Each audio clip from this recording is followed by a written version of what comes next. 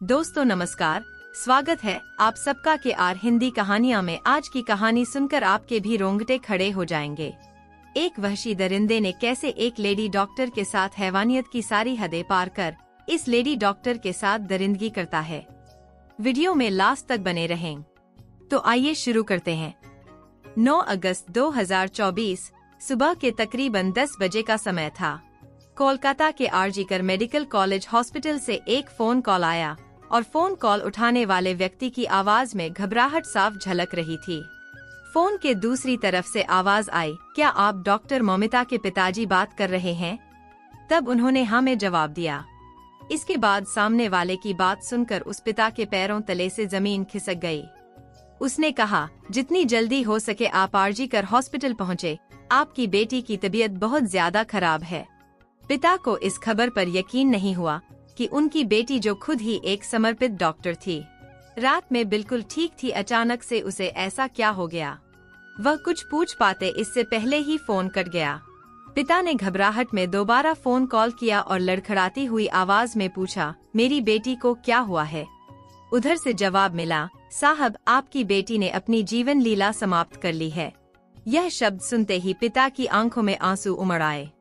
उनकी बेटी जो हमेशा हंसती मुस्कुराती रहती थी, जिसने हर दिन ना जाने कितने मरीजों को नया जीवन दिया, वह अब इस दुनिया में नहीं रही। बेटी की खबर सुनते ही माँ भी फूट फूट कर रोने लगी। वे दोनों टूट चुके थे, लेकिन अब बिना देरी किए वे दोनों हॉस्पिटल की ओर रवाना हो गए। लेकिन उन्हें ये नहीं पता था कि जब तक वे हॉस्पिटल पहुँचेंगे, ये खबर पूरे शहर में आग की तरह फैल चुकी होगी।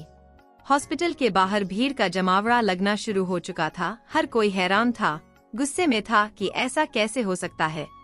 वो कौन था जिसने इस निर्दोष डॉक्टर बिटिया की जान ली है, और सबसे बड़ी बात, आखिर क्यों? इस बीच न केवल डॉक्टर और नर्सिंग बल्कि आम जनता भी सड़कों पर उतर आई। हर किसी की एक ही मांग थी, सीबीआई जांच और न्याय। इस घटना ने इंसानियत को शर्मसार कर दिया था। जिसने भी इस खबर को सुना वह हक्का बक्का रह गया। लेकिन कहानी यहीं खत्म नहीं होती है। ये तो बस शुरुआत है। इस दर्दनाक घटना के पीछे छिपा सच क्या है? कौन है इस बर्बरता पूर्वक घटना का जिम्मेदार और क्यों? इन सवालों के जवाब जानने के लिए हमें इस रहस्य की तह तक जाना होगा। आज की सच्ची घटना आरजीकर मेडिकल कॉलेज की है। एक ऐसी सच्ची घटना जिसने पूरे देश को हिलाकर रख दिया। ये कहानी कोलकाता की है, जहां एक बहुत ही मेधावी और समर्पित महिला डॉक्टर जो चेस्ट मेडिसिन विभाग की पोस्ट ग्रेजुएट छात्रा थी और अपने डॉक्टर जीवन में नई ऊंचाइयों को छू रही थी। यह महिला डॉक्टर जिसने अपने जीवन के अंतिम क्षणों में अत्यधिक यातनाएं सही, एक साधारण परिवार से आई थी। बचपन से ही उसे शिक्षा का महत्व समझ में आ चुका था और उसने अपनी मेहनत और लगन से मेडिकल की पढ़ाई पूरी की। ये अपने माता पिता की उम्मीदों का केंद्र बिंदु बन चुकी थी और परिवार में पहली डॉक्टर बनने का गौरव हासिल कर रही थी। उसकी सफलता न केवल उसके परिवार के लिए गौरव की बात थी, बल्कि वह अपने समुदाय के लिए भी प्रेरणा बन चुकी थी। मेडिकल कॉलेज में उसने खुद को साबित करने के लिए कड़ी मेहनत की। उसे हमेशा से ही मरीजों की सेवा करने की प्रेरणा थी और उसने अपने प्रशिक्षण के दौरान जूनियर और सीनियर डॉक्टरों के साथ मिलकर काम किया। वह हमेशा मुस्कुराते हुए मरीजों की देखभाल करती थी और अपने काम के प्रति समर्पित थी। लेकिन कोई नहीं जानता था कि एक दिन यही समर्पण उसे भयानक अंत की ओर ले जाएगा। 8 अगस्त 2024 की रात को लगभग 11 बजे उसे उसकी मां का फोन कॉल आया। मां ने हर रोज की तरह अपनी बेटी की खैर खबर ली।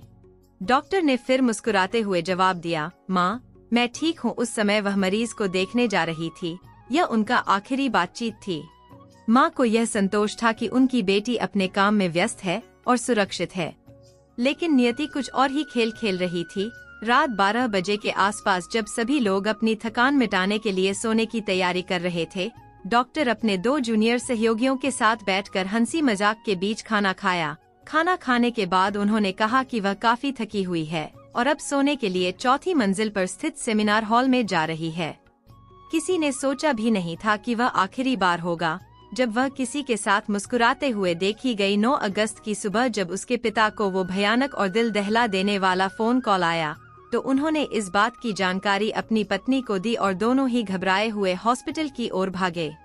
और जब वे हॉस्पिटल पहुंचे तो वहां का दृश्य किसी नाइटमेयर से कम नहीं था। हॉस्पिटल के गलियारों में अफरा तफरी का माहौल था। डॉक्टर का शरीर अर्धनग्न अवस्था में खून से लथपथ और जख्मों से भरा पड़ा था। डॉक्टर के शरीर पर जगह जगह चोट के निशान पाए गए और उनकी गर्दन की हड्डी टूटी हुई थी। आंखों और निजी अंगों से खून बह रहा था। ये कोई साधारण मौत नहीं थी, बल्कि बर्बरता की सारी हदें पार की जा चुकी थी। बेटी की हालत को देखकर पिता और मां दोनों टूट जाते हैं और अब कहने सुनने को कोई शब्द ही नहीं बचा था। इस भयानक घटना की खबर ने पूरे हॉस्पिटल के सभी डॉक्टरों, नर्सों और कर्मचारियों को हिलाकर रख दिया। जैसे ही यह खबर हॉस्पिटल से बाहर निकली तो सोशल मीडिया पर आग की तरह फैलने लगी और पूरे शहर में गुस्से की लहर दौड़ गई। हॉस्पिटल के बाहर लोगों की भीड़ इकट्ठी होनी शुरू हो गई। डॉक्टरों और नर्सों ने धरना प्रदर्शन करना शुरू कर दिया। लोगों की बस एक ही मांग थी, न्याय और दोषियों को सख्त से सख्त सजा देना। बढ़ते दबाव के चलते इस मामले की जांच बहुत तेजी से शुरू हुई। जांच अधिकारियों ने मामले की जांच शुरू की, लेकिन शुरुआत में हॉस्पिटल मैनेजमेंट ने इसे एक आत्महत्या के रूप में पेश करने की कोशिश की थी।